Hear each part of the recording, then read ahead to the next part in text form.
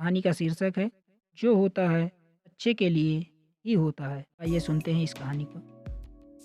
एक समय की बात है, एक राजा चाकू से सेब काट कर खा रहा था। सेब काटते समय चाकू से उसकी उंगली कट गई। राजा मंत्री को आवाज़ लगाई और बोला, देखो मेरी उंगली कट गई है।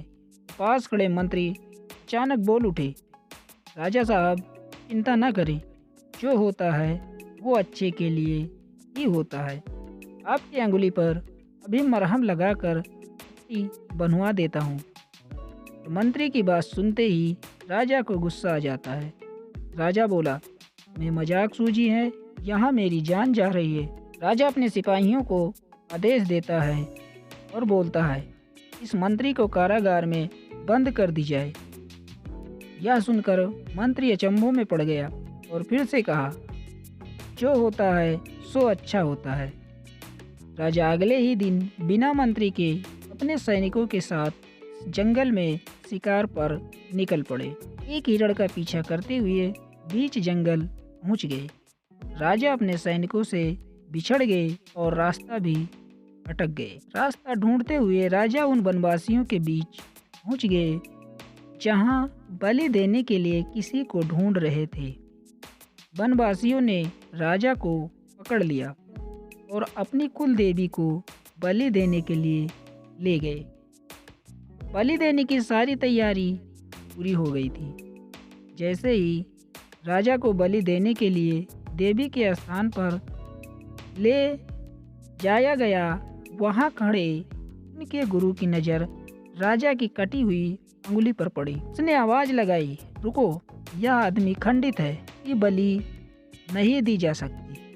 क्योंकि यहाँ की रीति थी कि बलि देने वाला व्यक्ति जिसके शरीर पर खरोंच तक न हो, उसी की बलि दी जाती थी, वरना वनवासियों का कुल नाश हो जाएगा। अब इस तरह वनवासियों ने राजा को छोड़ दिया। राजा जैसे तैसे वहाँ से निकला और अपने राज्य पहुँच गए। राज दरबार पहुँचने के बाद सबसे पहले कारागार में अपने मंत्री से मिलने पहुँचे और मंत्री को सारी घटना बताई। राजा ने मंत्री से कहा, आपने सही कहा था, अगर मेरी अंगुली नहीं कटी होती तो मैं आज जिंदा नहीं होता। फिर मंत्री बोला, जो होता है वो अच्छे के लिए ही होता है। राजा ने पूछा, मेरे साथ तो अच्छा हुआ, लेकिन तुम्हारे साथ कैसे अच्छा हुआ?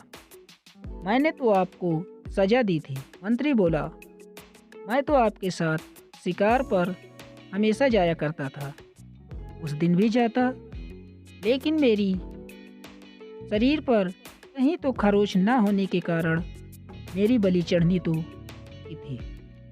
इसलिए मेरे साथ जो भी हुआ अच्छा ही हुआ। राजा प्रसन्न हुआ, लेकिन छोटी सी बात पर मंत्री को सजा देने का दुख भी हुआ। इसलिए राजा ने तुरंत मंत्री को कारागार से निकालकर फिर से अपने साथ रख लिया। इस कहानी से हमें शिक्षा मिलती है कि दोस्तों, आपने भी अपने जीवन में बहुत सारे उतार चढ़ाव आते देखा होगा। कभी कभी कुछ चीज़ें मन मुताबिक नहीं हो पाती है या मिल पाती है, इसलिए निराश नहीं होना चाहिए।